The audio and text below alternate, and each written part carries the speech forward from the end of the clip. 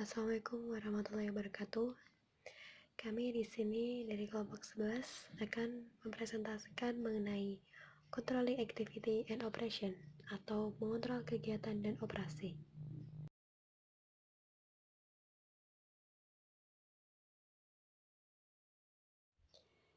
Di sini kami beranggotakan 4, yaitu Hasna Laili Nur Afifah, Erika Kusmawardani, Muhammad Teddy, dan Hafid Nur Rahmanto.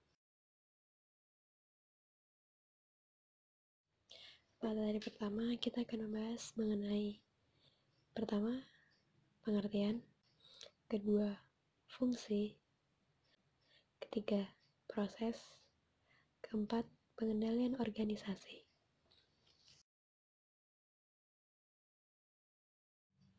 Materi pertama yaitu pengertian Controlling Activity and Operation.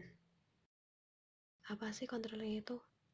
Controlling sama dengan pengendalian.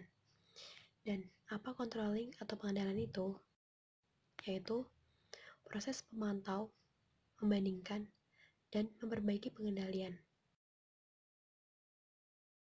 Dan menurut Jonas and George, controlling atau pengendalian itu proses di mana para manajer memantau dan mengatur bagaimana sebuah organisasi dan segenap anggotanya menjalankan kegiatan yang diperlukan untuk mencapai tujuan organisasi secara efisien dan efektif.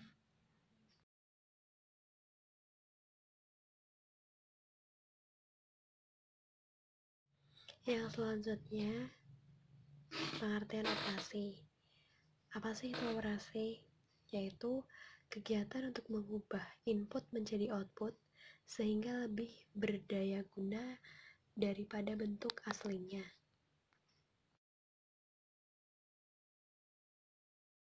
Berikutnya, mengapa sih controlling itu penting?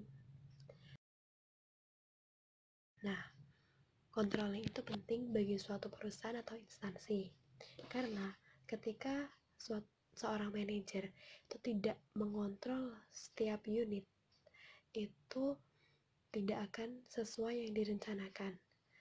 Nah, di sini manajer juga harus benar-benar mengetahui bagaimana cara kinerja mereka, para karyawan itu, apakah mereka itu baik atau tidak.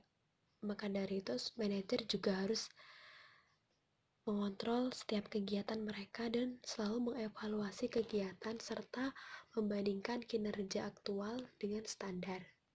Nah, suatu pengendalian atau controlling ini dikatakan penting juga karena tanpa adanya pengawasan yang baik tentunya akan menghasilkan tujuan yang kurang memuaskan atau maksimal, baik bagi organisasi itunya sendiri ataupun karyawan.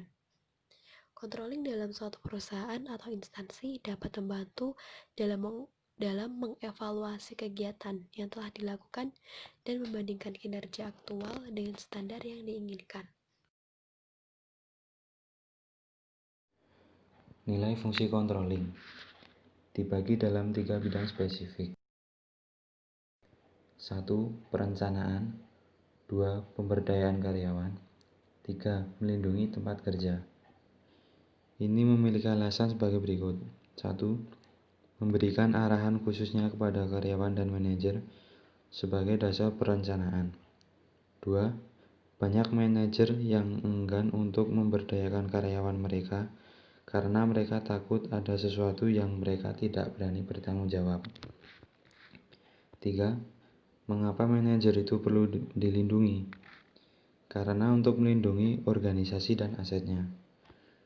Lingkungan saat ini membawakan ancaman yang meningkat dari bencana alam, skandal keuangan, kekerasan di tempat kerja, gangguan rantai pasokan global, pelanggaran keamanan, dan bahkan kemungkinan serangan teroris.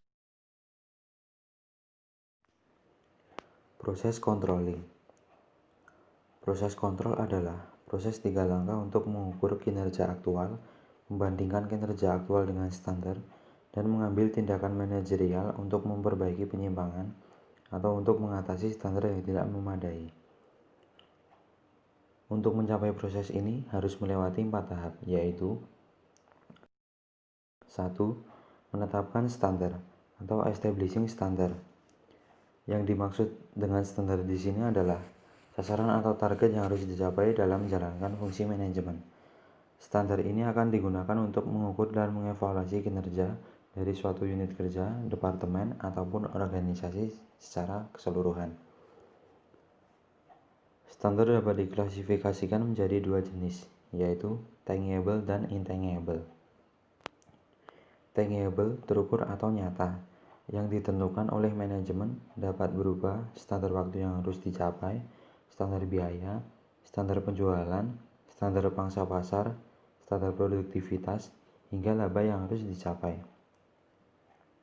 Intangible, tidak terukur atau tidak berwujud, adalah standar yang tidak dapat diukur secara moneter ataupun angka.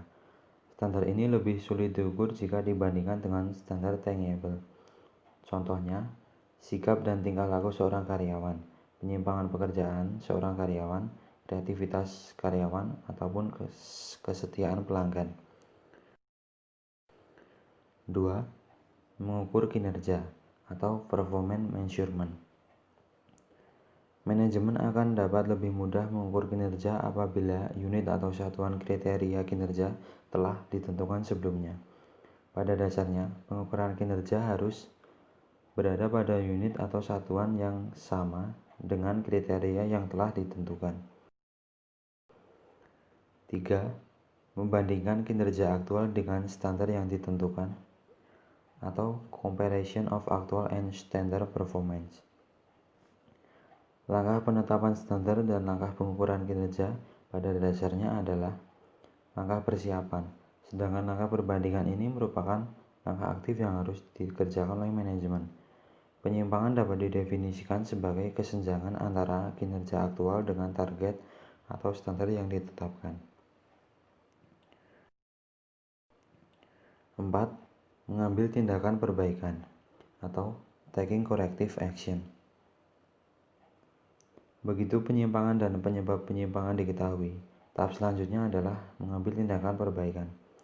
Jika penyimpangan yang terjadi merupakan penyimpangan kecil yang masih dapat diterima, maka tidak perlu melakukan tindakan perbaikan. Namun jika penyimpangan yang terjadi adalah penyimpangan besar yang telah melampaui batas yang dapat diterima, maka harus segera mengambil tindakan perbaikan dan mengambil tindakan-tindakan pencegahan supaya tidak terjadi lagi di kemudian hari.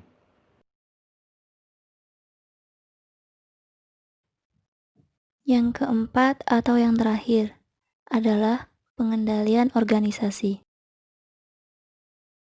Apa itu kinerja organisasi? Kinerja yaitu hasil akhir dari suatu kegiatan. Kinerja adalah apa yang dihasilkan dari kegiatan itu. Manajer perlu peduli dengan kinerja organisasi agar dapat diakumulasi dengan hasil dari semua aktivitas kerja organisasi. Manajer perlu memahami faktor-faktor yang berkontribusi pada kinerja organisasi, karena seseorang yang bekerja dalam organisasi tersebut, mereka ingin organisasi, unit kerja, atau kelompok kerja mereka mencapai tingkat kinerja yang tinggi.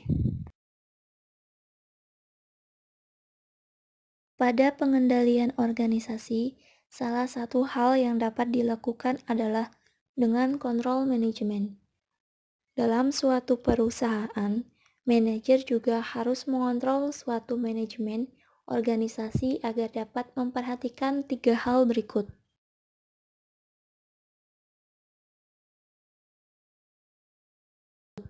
Yang pertama, produktivitas organisasi. Apa itu produktivitas organisasi? Produktivitas adalah jumlah barang atau jasa yang diproduksi dibagi dengan input yang diperlukan untuk menghasilkan output itu. Yang kedua, efektivitas organisasi. Keefektivitasan organisasi adalah ukuran seberapa tepat tujuan organisasi dan seberapa baik tujuan tersebut tercapai. Para manajer harus bisa memandu keputusan manajerial dalam merancang strategi dan kegiatan kerja dan dalam mengkoordinasikan pekerjaan karyawan. Yang ketiga, peringkat ringkasan industri dan perusahaan. Peringkat industri dan perusahaan adalah cara yang populer bagi para manajer untuk mengukur kinerja organisasi mereka. Peringkat ditentukan oleh ukuran kinerja spesifik yang berbeda untuk setiap daftar.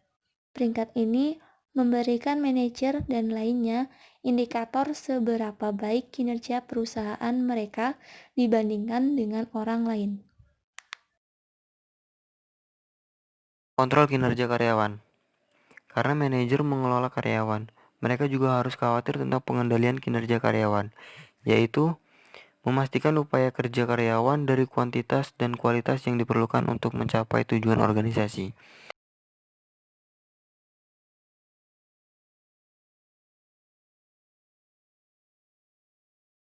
Kemudian ada bagian manajer mengontrol karyawan, mengukur kinerja karyawan, bandingkan kinerja itu dengan standar atau harapan, mengambil tindakan atau jika perlu.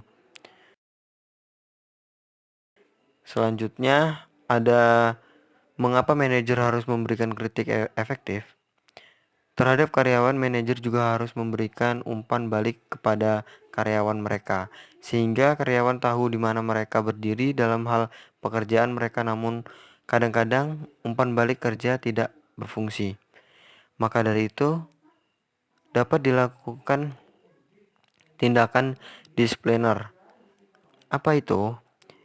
Yaitu saat memberikan umpan balik kinerja kedua belah pihak perlu merasa didengar, dipahami, dan dihormati. Dalam diskusi kinerja yang produktif, organisasi memiliki kesempatan untuk memperkuat nilai-nilai perusahaan, memperkuat budaya tempat kerja, dan mencapai tujuan strategis.